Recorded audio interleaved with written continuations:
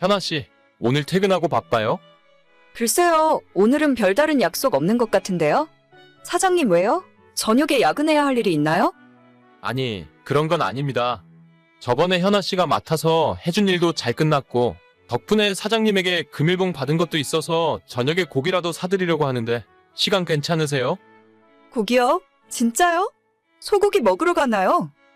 현아 씨가 원하면 소고기 먹으러 가죠, 뭐. 어차피 둘이 먹는데, 한우 먹어요. 저희 단둘이요? 다른 분들은 아무도 안 가시나요? 네, 사장님께서 현아 씨 칭찬하면서 맛있는 거 사주라고 하셨거든요. 둘이 먹으면 한우 먹을 수 있는 돈인데, 여럿이서 가면 삼겹살 먹어야죠, 뭐. 그럼 이번에만 둘이서 몰래 가도 되겠죠? 다른 분들에게 조금 죄송하긴 한데. 어차피 다음 주에 전체 회식할 테니까 다른 사람들은 그때 삼겹살 먹으면 돼요.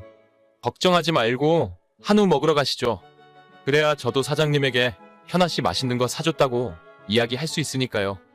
알겠습니다. 그럼 이따 퇴근하고 뵙겠습니다. 그래요. 저녁에 요 근처에 있는 고깃집으로 갈 테니까 내 차로 이동해요. 저는 27살이고 직장 때문에 혼자 자취하고 있는 미혼 여자입니다. 이제 와서 생각하면 한우에 눈이 멀어서 그런 선택을 하면 안 됐어요. 저는 대학 졸업하자마자 지금 이 직장에 들어와서 일을 시작했고 이제 2년 조금 넘었네요. 3년 전부터 사귀는 남자친구가 있지만 둘 다 결혼 생각은 아직이에요. 저랑 저녁 같이 먹자고 했던 차장님은 나이도 40대 후반이고 아이가 둘 있는 유부남입니다. 평소에 회사에서 말씀도 별로 없는 조용하신 분인데 모든 직원들에게 존댓말을 해주시며 매너가 좋으셔서 여직원들 사이에서 평판이 좋으세요. 게다가 신입사원 때부터 저한테 일도 꼼꼼하게 잘 가르쳐 주셨고 다른 능글맞은 아저씨들과는 다르게 이상한 농담 같은 것도 전혀 하지 않으셔서 인간적으로 꽤 괜찮은 분이라 생각했습니다. 그래서 둘이 고기 먹으러 가자고 하셨을 때도 전혀 이상한 생각은 들지 않았어요. 실제로 제가 회사 세금 문제 때문에 지난 2달 동안 정말 바쁘게 일을 했었거든요. 사장님도 항상 저한테 고생한 우리 미쓰리한테 맛있는 거 한번 사줘야 하는데 라는 말을 자주 하셨기 때문에 진짜로 사장님이 시키셔서 저만 고기를 사주는 줄 알았어요. 이제 와서 생각해보면 조금 이상한 구석이 한두 가지가 아니었지만 그때까지만 해도 사장님 말씀을 철석같이 믿고 있었습니다. 현아 씨, 이제 슬슬 퇴근 준비하고 내려와요. 다른 직원들이 보면 혹시라도 오해받을 수 있으니까 뒷문 쪽 주차장으로 나와요. 알겠습니다. 지금 하는 일만 마무리 짓고 10분 안으로 내려갈게요. 근데 오늘 한 분 더 오실 텐데 괜찮을까요? 현아 씨도 아는 분이에요. 다른 분이요? 저희 회사 사람인가요? 솔직히 저희 회사는 아니고 거래처에서 일하시는 분인데 현아 씨랑 자주 보고 얼굴도 아는 사이일 거예요. 아, 그게 저는 저희 둘만 가는 줄 알았는데 모르는 사람 있으면 불편해서 먹기가 좀... 아니에요. 현아 씨랑 잘 아는 분일 텐데. 막장건설 아시죠? 거기에서 일하시는 분인데 얼굴 보면 아실 거예요.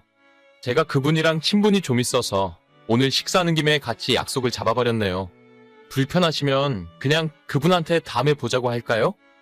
이미 약속 잡으신 것 같은데 괜찮아요. 저는 그냥 밥만 먹고 가면 되니까 상관없어요. 이해해줘서 고마워요. 현아 씨는 그냥 고기만 맛있게 먹으면 될 거예요. 알겠습니다. 갑자기 거래처 회사에 직원을 데려온다고 해서 솔직히 좀 깜짝 놀랐어요. 그래도 얻어먹는 처지에 뭐라고 하긴 그렇고 나는 신경 쓰지 말고 조용히 고기나 먹고 가면 그만이라는 생각이었죠.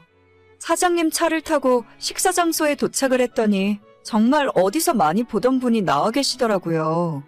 얼굴도 까무잡잡하고 연세는 50대 후반에서 60대로 보이는 아저씨였는데 차라리 저랑 나이 차이가 확 나는 분이라서 신경 쓸 일 없어서 좋겠다 싶었죠. 자리에 앉자마자 기다리던 한우를 시켜서 먹기 시작했고 오랜만에 먹는 소고기라서 그런지 정말 입에서 살살 녹고 맛있었어요. 다들 직장인들이라 별로 할 말도 없고 이런저런 회사 이야기나 서로 사장님 뒷담화도 하면서 아저씨들이랑 그런대로 즐겁게 식사를 하고 있었는데 갑자기 저랑 함께 온 차장님이 화장실을 다녀오겠다고 하고는 한참 동안 그대로 돌아오지 않더라고요. 사장님, 무슨 일 있으세요? 20분이 넘었는데 왜 안 돌아오세요? 현아 씨 미안해요. 나 오늘 집에 급한 일이 있어서 먼저 들어가 봐야 할 것 같아요. 계산은 저희 먹은 것까지는 했고 추가로 주문한 거 있으면 그 형님이 하실 거예요. 편하게 식사하고 즐거운 시간 보내요. 아니, 갑자기 이러시는 게 어디 있어요? 제가 이분이랑 무슨 이야기를 하라고. 저 그냥 일어날래요. 너무 그러지 말고 한 30분만 더 있어봐요.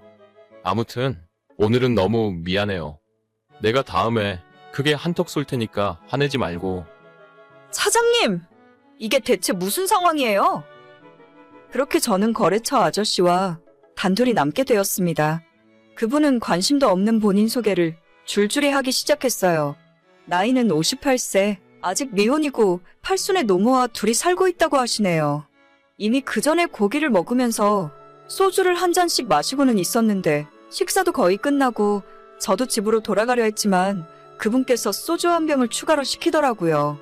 자기랑 이거 한 병 다 마실 때까지만 이야기 좀 하자면서 저한테 남자친구가 있는지 물어보고 연애 상대로 연상은 어떻게 생각하느냐 묻더라고요.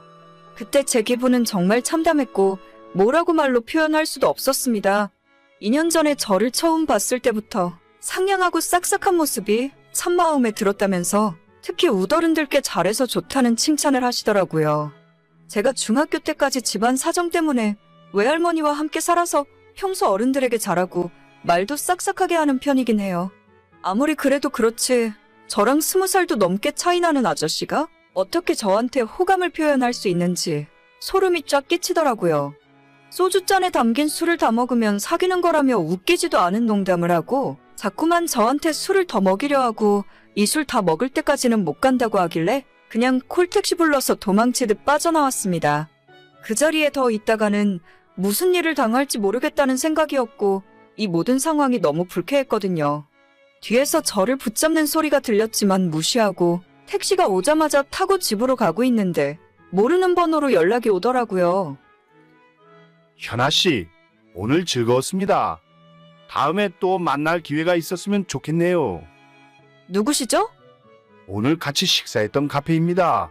유카페요. 이 번호가 제 번호니까 저장하세요.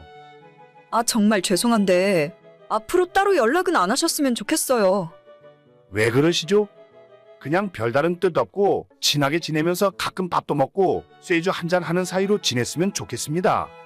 편한 오빠라고 생각하세요. 아니에요. 제 남자친구가 알면 화를 많이 낼 것 같아요. 진짜로 연락 안 해주셨으면 좋겠어요. 그 남자랑 당장 결혼할 것도 아니잖아요. 인생 어떻게 될지도 모르는데 열린 마음으로 생각해 보자고요. 능력 있는 연상 오빠랑 한번 만나보는 것도 나쁘지 않아요. 아니에요. 저희 아빠랑 형님 동생 하실 나이인 것 같은데 너무 부담스러우니까 그만해주세요. 형님 동생 하다가 장인 사위 될 수도 있잖아요. 사랑의 나이가 뭐가 중요하겠습니까? 현아 씨 처음 봤을 때 어른들에게 싹싹한 모습 보니까 울 어머니 생각나더라고요. 저런 여자면 같이 살아도 시어머니한테 참 잘하겠다 싶고 좋았어요. 아니요. 저는 그럴 일 없고 더 이상 대화 나누는 건 의미 없는 것 같아요. 차단할 테니까 연락하지 마세요. 더 이상 선 넘으면 저도 가만히 있지 않을 거예요. 현아 씨 한번 잘 생각해 보세요. 어떻게 58살 먹은 아저씨가 나한테 저런 생각을 품고 있는지 정말 징그러운 기분이었어요. 저도 연애를 할 때 위로 아래로 나이 차이는 큰 상관없다고 평소에 생각하고 있었습니다. 상대방 남자가 충분히 괜찮은 사람이라면 띠동갑 정도는 만날 수도 있다 싶어요. 그런데 내일 모레 은퇴할 나이인데 별다른 직급도 없는 아저씨랑 제가 만날 이유는 없잖아요. 게다가 늙은 홀어머니까지 모시고 산다는데 제가 어머니 잘 모실 것 같아서 좋다고요? 진짜 그 말 듣는 순간 앞에 있는 소주병으로 그냥 확! 아무튼 집에 오는 내내 진정도 안 되고 너무 화가 나서 차장님에게 다시 연락을 했습니다. 저기요, 차장님. 진짜 너무한 거 아니에요? 어떻게 제 연락처까지 알려줄 수가 있어요? 미안해 현아씨. 다음에 내가 진짜 크게 한턱 쏠게. 그 형님이 현아씨가 너무 마음에 들었는지 꼭 자리 한번 만들어달라고 하길래. 저 진짜 이번 일 그냥 안 넘어가요. 내일 출근하면 인사과에 이야기할 테니까 알아서 하세요. 차장님이 뭔데 제 번호를 함부로 알려줘요? 저 경찰에 신고할 테니 그렇게 아세요. 현아씨, 그렇게 하면 회사에서 서로 곤란해져. 내가 다시는 연락 안 오게 막아줄 테니까 한 번만 용서해줘. 응? 내가 그까짓 회사 그만두는 한이 있어도 당신 같은 인간은 절대 용서 못해. 팔아먹을 게 없어서 부하 직원을 팔아먹어? 현아 씨, 내가 진짜 미안해. 어떻게 보상을 하면 좋을까? 다음 날 출근했는데 차장이 저를 탕비실로 따로 부르더군요. 제 앞에서 무릎 꿇고 절대 인사과엔 이야기하지 말아 달라는데 순간 그 모습 보니 마음이 조금 약해졌어요. 사과의 의미로 100만 원을 제게 주고 앞으로 절대 그 아저씨에게서 연락 안 오게 해주겠다는데 일단 한번 속는 셈 치고 그 말을 믿기로 했어요. 지금 다니는 회사가 살고 있는 집에서 가깝기도 하고 솔직히 이만한 직장 구하기 쉽지 않거든요. 마음 같아서는 경찰도 부르고 인사과의 이야기에서 홍구멍을 내주고 싶지만 괜히 저까지 불이익 당할 것만 같고 일 커지게 만들고 싶진 않네요. 그날 점심시간에 차장님이 바로 제 통장으로 100만 원을 입금해 주었고 일단 그거 받고 참기로 했어요. 만약 또 그 아저씨한테 한 번이라도 연락이 온다면 그땐 참지 않고 바로 신고해버릴 겁니다. 너무 쪽팔린 일이라서 남자친구는 물론 주변에 아무한테도 이야기 못했어요. 지금도 어떻게 20살 차이 아저씨가 저한테 고백할 수 있는지 그렇게 내가 만만하게 보였을까 하는 생각에 며칠째 우울한 마음이 가시질 않습니다. 오늘의 사연은 여기까지입니다. 구독과 좋아요, 알림 설정은 많은 힘이 됩니다. 다들 행복하시고 좋은 하루 되세요.